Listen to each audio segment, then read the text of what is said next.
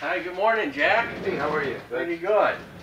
Yeah, it's hard to get going this morning. I had to have 2 cups of coffee. Uh-oh. It's rainy weather. It's been raining here for a couple days already. Yeah, I know, it's depressing. I hate that. But, what were you out doing this weekend? I went to a couple garage sales. I went to some yard sales. I went to a couple swap meets and I just hung out and talked to people. I interviewed a few people. Holy cow, I thought you were semi-retired. You're doing more work than me. Well, when you do it as a hobby, it's more fun. Yeah. Because you don't expect too much from it. I think that's it. You know, you gotta kind of relax. So garage sailing. Yeah. It's kind of early. It's April, but it is starting to warm up a bit. Yep. I saw. Is this a good time for it? Well, yeah, if you're a duck. No, it's not a good time for it when the rainy season. But I saw 2 or 3. Were they in Indiana, around here? There was one in Illinois, and one in Indiana. Okay. Did you? 2 in Indiana, two. Did you find them in the newspaper? No. I used to follow the newspaper like that, but I found out that everybody does that, and they're there at 5, 6 o'clock in the morning. My favorite way, and always was to drive down the main streets, waiting for people. You know, just waiting for people to put the signs up or look at the signs off of the main drag. Yeah, but if you do it early enough, you've got an excellent chance of finding people that haven't advertised in the paper. It happens all the time. So what do you think? About half the people advertise, half of them don't? Well, probably a little more than half advertise. A little more than half? But I would say a lot of them don't advertise. I've had some of my very best luck driving down the main drag and picking up streets with little signs. What I like the most is most people won't do this, but I did it on a regular basis. When you see somebody putting up signs for a yard sale, that means that there's probably not been anybody at their yard sale yet. Right, they're just setting up. And most people do it the day before, but a lot of people do it that morning. So what I do is I run over and get the address and I ask them what they've got, and I always give the person putting the sign up a card. Okay. And then I go directly to go. I do not, you know, I don't go to jail. I go right to go. So you go right there, right straight. That's a wide lead. Now let me ask you, some of the paper ads I've been reading say, no early birds, absolutely. Do some people get mad at you when you go there early? Sure they do. And you just shrug it off. Shrug it off? It's worth the chance? I'm Michigan time. I'm sorry. Well, they can't say too much, I guess, if they put a sign out already. If they didn't expect people to come, they shouldn't put the sign out yet. If you approach them right, they don't get mad. I have had people tell me they wouldn't let me, you got to come back with everybody else. And I think, what are these people, crazy? Yeah, it's I don't want nobody. Silly. Please, You're running there with your wallet out, and they're saying, go away, we don't want you. How much for this generator? Well, you got 250 on it. Well, I'm sorry, I can't sell that because there's 10 more minutes until we open. Yeah, people are funny. I mean, I could see if they were sleeping, they wouldn't want people knocking on their door, waking them up or whatever, but come on. If you got buyers, get rid of the stuff while you can. I've had a couple where they woke me up at 5, 6 o'clock in the morning. Hey, could you uncover this stuff? It doesn't bother me. You know what I mean? What the heck? I send them for coffee. You know, run down to the corner and get some coffee. Since I can't make my own. That's good. Get a free cup of coffee out of them. Absolutely. But if you ask them, and always leave a card, you know, give you a chance to talk to them. But I like to just drive down the main drag. They always put the signs out there pointing, you know, this way or that way. And then when you get there, ask me, hey, you got any friends that got this? You know, I collect this, I collect that. Do you have any gold or silver? Just ask them all the questions, you know. And I picked this up pretty reasonable. Flower bowl. Yeah, I think that's a magnolia pattern. It's a Roseville. Oh yeah, Roseville, USA, 448, 8 inches. That's a nice little bowl. Yeah, they're cute. They did a lot of nice work. They, if you look in the bottom, like that W right there, Benz. Yeah. That's a finisher's mark. This would go through a big process. You know, the way all the different steps they did to make this stuff. It's pretty high quality stuff. And then at the end, somebody had to sign it when they were totally done with it. And that W on this one, they were responsible for that piece being nice.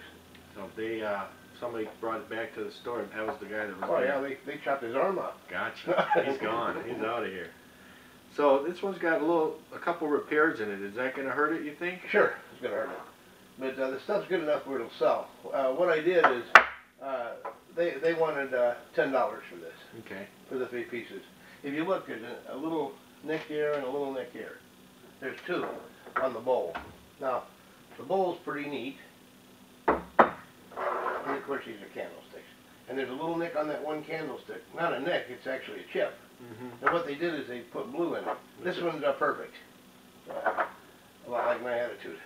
But she wanted 10. I gave her $5 for these 3 pieces.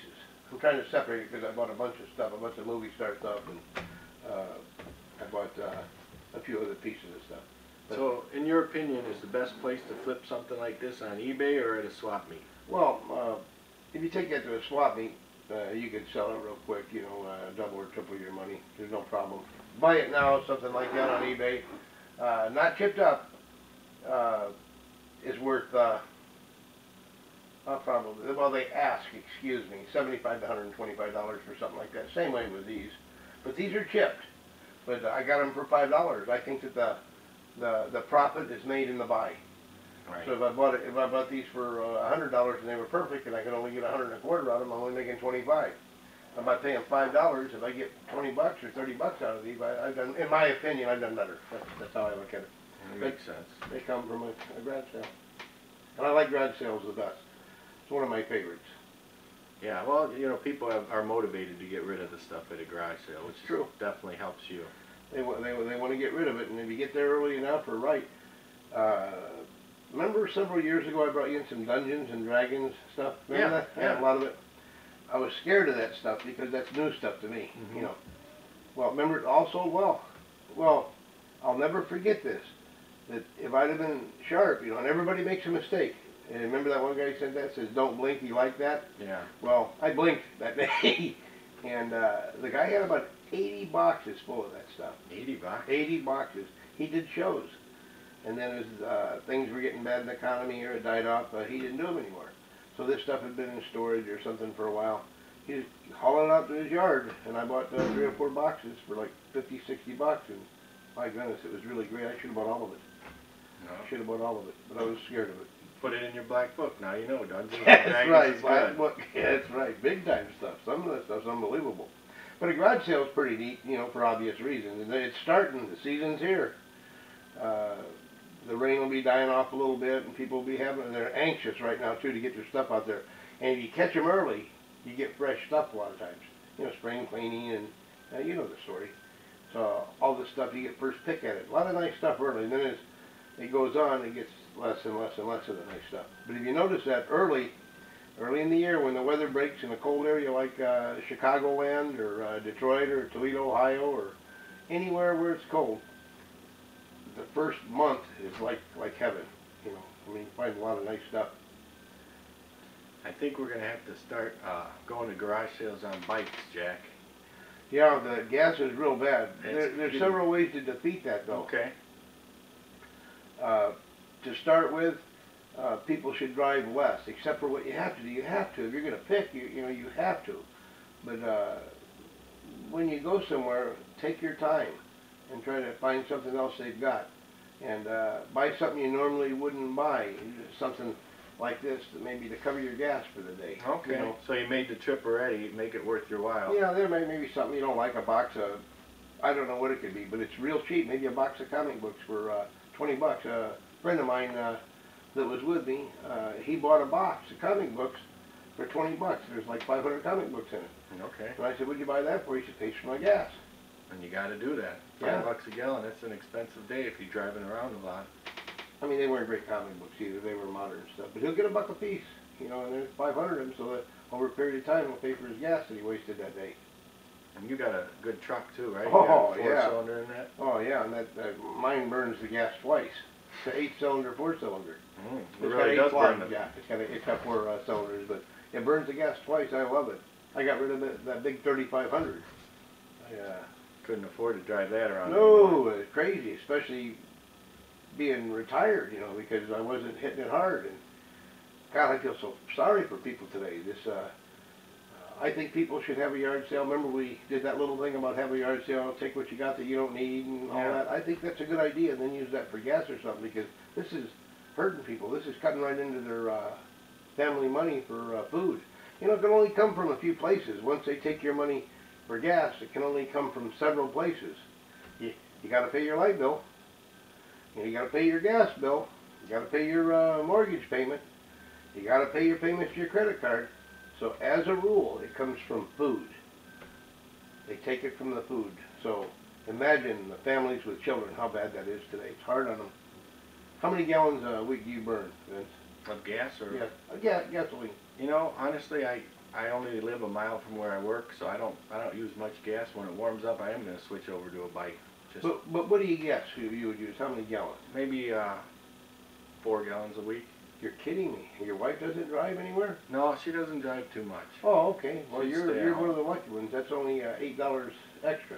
Yeah. But think about the people that got to drive 30 miles. Let's say 30 miles one way to work, or not even that, even 20.